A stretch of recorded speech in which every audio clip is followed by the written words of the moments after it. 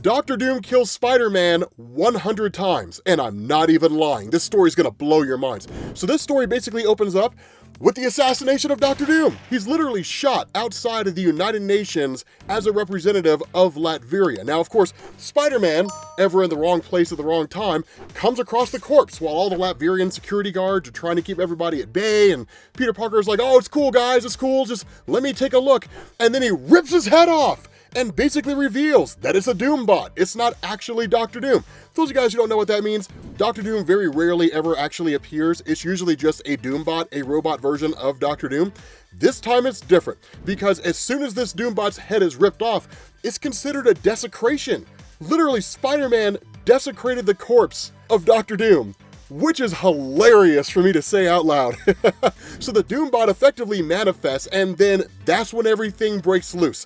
Because following that, Miguel O'Hara shows up out of nowhere. Why? Because it's Miguel O'Hara. He's always incapable of getting back to his own timeline. This guy couldn't get back to his own universe if all he had to do was walk 3 feet that way. You know what I mean? He could just never get back home. But in all reality, basically the future is in a state of disarray, timelines are being disrupted, all kinds of crazy things. And so Miguel's trying to get back. The problem with this is that things pop off for Miguel O'Hara and he literally disappears from existence. But before that happens, he gives Spider-Man his holographic device. This actually contains Lila, and it's basically Miguel O'Hara's ability to figure out what he should do in any particular circumstance when he's in the future. One part because the technology's there, and two, because he's just not as smart as Peter Parker. Let's just be honest with ourselves. But when he effectively vanishes and disappears, now it's really just Peter, just kind of left to his own devices to figure out how in the world he's going to cope with this now gigantic Doctor Doom that has basically unleashed an entire horde of Doombots on the city of New York, for no other reason than the fact that somebody tried to assassinate this guy and Spider-Man ripped off his head.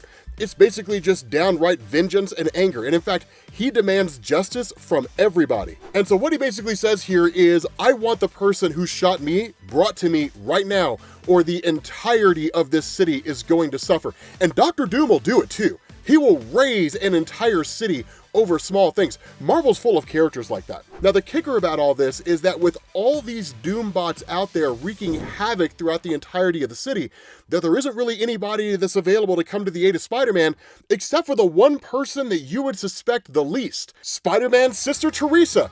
What? Spider-Man has a sister? Yep, in Marvel Comics he does. I bet you didn't know that. Time for an origin video. So the thing about this is that when Teresa shows up here, one, she's every bit as capable as Spider-Man is. But two, she even tells him, I know exactly who it was that tried to assassinate him, and I know exactly where to go. That's when we switch over to the Chameleon. Now, the Chameleon's a classic villain in Spider-Man comics, and in fact, if I remember correctly, he was the first villain that Spider-Man ever faced off against in his own comics.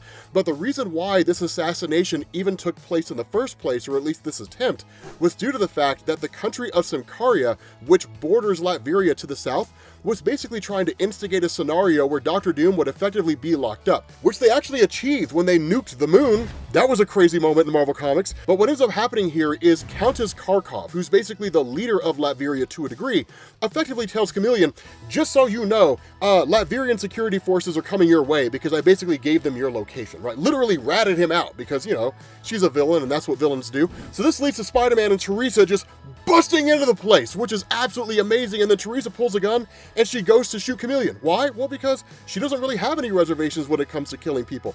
Plus, she's also got a vendetta against him, and that actually goes into her origin story, which if you guys are interested, we will cover later on this week. But what we end up finding out in terms of this revelation is that it wasn't actually Chameleon who killed, or at least who shot Doctor Doom. Don't worry, we're going to get to the part where he kills Spider-Man 100 ways. I'm not going to leave you hanging, it's not clickbait. So instead, what the Chameleon had done is he had contracted out to a guy known as the Hitman, who actually had this genius idea of always backing up his psyche. So whenever it was that he would commit a hit, he would basically off himself, and then his mind would be downloaded into a new body, so he always had an escape plan.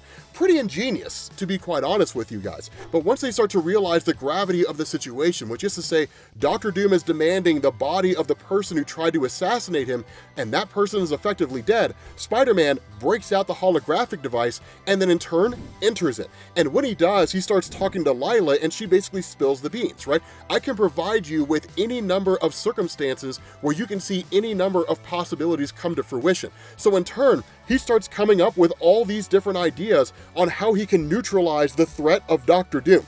Now, the first thing they do, right, the first idea that Spider-Man has, it's a terrible idea, but the first idea he has is to use the chameleon to have him change into one of the Latverian security forces. And then in turn, he shows up to Dr. Doom with the body of Hitman saying, "We found the man who tried to assassinate you, Dr. Doom. You can call off your attack." Dr. Doom takes one look at that and he's just like, "Fools! Did you really believe you could trick me with a simple ruse?" Which makes perfect sense, right? Anybody who knows anything about Dr. Doom will tell you, this guy's magic is second to none. He's every bit as capable as Doctor Strange, and depending on the circumstance, even more powerful. So you're not gonna trick this guy with like a body double. And literally Teresa's like, "I told you this wasn't gonna work." And Chameleon's like, "Man, I told you too, bro." But like, Spider-Man's like, "I thought it was worth a shot." And so in response, Dr. Doom incinerates everybody, which includes Spider-Man.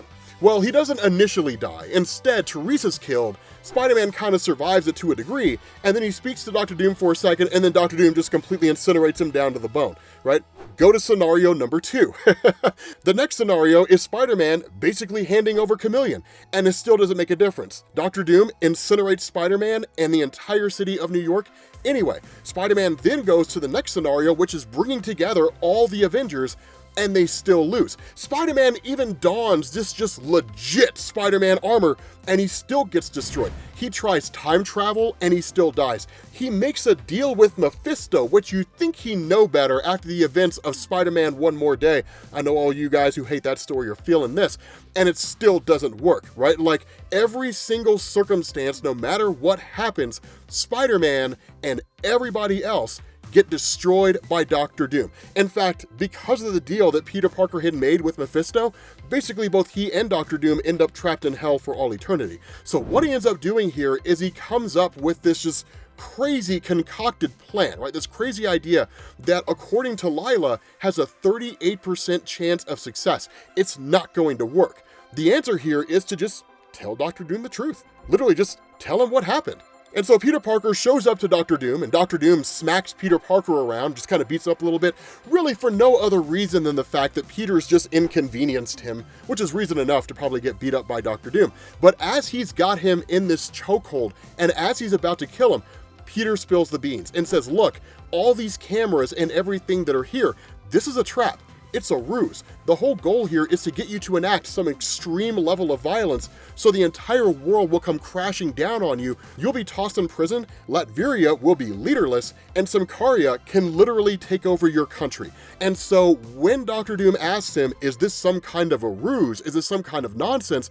The response of Peter is, "No, this is not a lie. I'm 100% telling you the truth." And so following that, Dr. Doom starts to withdraw his various Doom bots, but not before Dr. Doom, just out of spite, starts just attacking things in the city of New York, right? He attacks the library, hell's bells, man, he even blew up the Statue of Liberty, just going after all these small little landmarks and just raising the place, right, just to illustrate what happens when you inconvenience Dr. Doom. Even Peter Parker tries to step in and say, "No, you can't do this." Dr. Doom, of course, blasts him and says, "Silence." Doom answers to no man, which is an accurate statement. But following that, Doom basically gets the revelation of what's actually happening here. What's really cool about this is that this dovetails nicely into the story where basically Symkaria nukes the moon and then blames it on Dr. Doom. And if you want to know about that story, click this link here in the video. With that being said, guys, we're going to bring this to an end. Thank you all for watching, and I will catch you all later. Peace.